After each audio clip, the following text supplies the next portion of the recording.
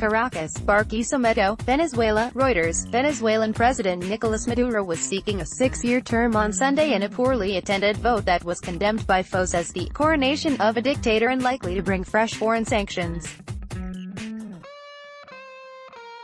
With the mainstream opposition boycotting the election, two of his most popular rivals barred from standing in state institutions in loyalists' hands, the 55-year-old former bus driver is expected to win despite his unpopularity. That could trigger royal sanctions from the U.S. government, and more censure from the European Union and Latin America. Self-described son of Hugo Chavez says he is battling an imperialist plot to crush socialism and take over the OPEC members' oil wealth. But opponents say the leftist leader has destroyed Venezuela's once wealthy economy and ruthlessly crushed dissent. Maduro's main challenger is former state governor Henri Falcon, who predicts an upset on the back of some polls showing him ahead and widespread fury among Venezuela's 30 million people at the economic meltdown. Most analysts believe, however, that Falcon has only a slim chance given abstention, the vote-winning power of state handouts, and Maduro's allies on the election board. Results are expected by late evening. Attendance appeared low across the country, from the wealthier, pro-opposition eastern Caracas to the fiercely anti-Maduro Andean mountains in the west of the country. There were some lines in poorer government strongholds, and the majority of voters interviewed said they were backing Maduro. "I'm hungry and don't have a job, but I'm sticking to Maduro," said Carlos Rincones, 49, in the once thriving industrial city of Valencia, accusing right-wing business owners of purposefully hiding food and hiking prices. The government has set up so-called red point zones close to polling stations so Venezuelans can scan their state-issued fatherland card, through which they receive benefits including food boxes and money transfers. Opposition critics say this is a way of scaring impoverished independent Venezuelans into sticking with the government. Maduro has also promised a prize to those who scan their cards after voting. "This didn't exist before, but I do it now because of the help I get," said Jose Torres, 77, showing off an image of the late Chavez in his wallet after scanning his card in the Plains and Hills state of Lara. 3 state workers also told Reuters they were being pressured to vote, while government activists hovered around some polling stations, saying they were assisting voters. Further hurting Falcon's chances by splitting the anti-Maduro vote is a third candidate, evangelical pastor Javier Bertucci, who has picked up quite a following, not least thanks to his free soup handouts.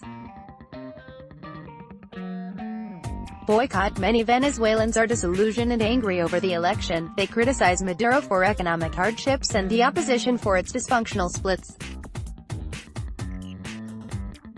Reeling from a 5th year of recession, falling oil production and U.S. sanctions, Venezuela is seeing growing levels of malnutrition, hyperinflation, and mass emigration. "I'm telling the world, stop your aggressive campaign against Venezuela," Maduro said on Sunday morning as he voted, blaming opponents for the country's mess but giving no specifics of possible reforms to nearly 2 decades of state-led economic policies. Venezuela's President Nicolas Maduro casts his vote at a polling station during the presidential election in Caracas, Venezuela, May 20, 2018.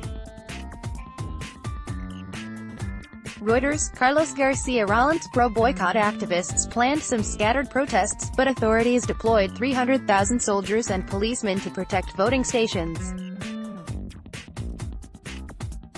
In the mountainous city of San Cristobal near Colombia, 3 cloth dolls representing loathed officials, Electoral Council President Tepid Lucena, Socialist Party No. 2 Diosdado Cabullo and Vice President Tarek El Aizami, were hung from a footbridge. But for many Venezuelans, Sunday was a day to look for scanned food or stock up on water, which is increasingly running short due to years of underinvestment.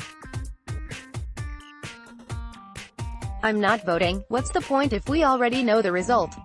I prefer to come here to get water rather than lose my time, said Raul Sanchez, who was filling a water jug from a tap on the side of a busy road in the arid northwestern city of Punto Fijo because his community has not had running water for 26 days. Information Minister Jorge Rodriguez said some 2.5 million Venezuelans had voted by 10 a.m. EDT, 1400 GMT, prompting ridicule from the opposition. Jorge Rodriguez starts the day, as usual, by lying, said opposition lawmaker Juan Guaido, calling on Venezuelans to shun the vote.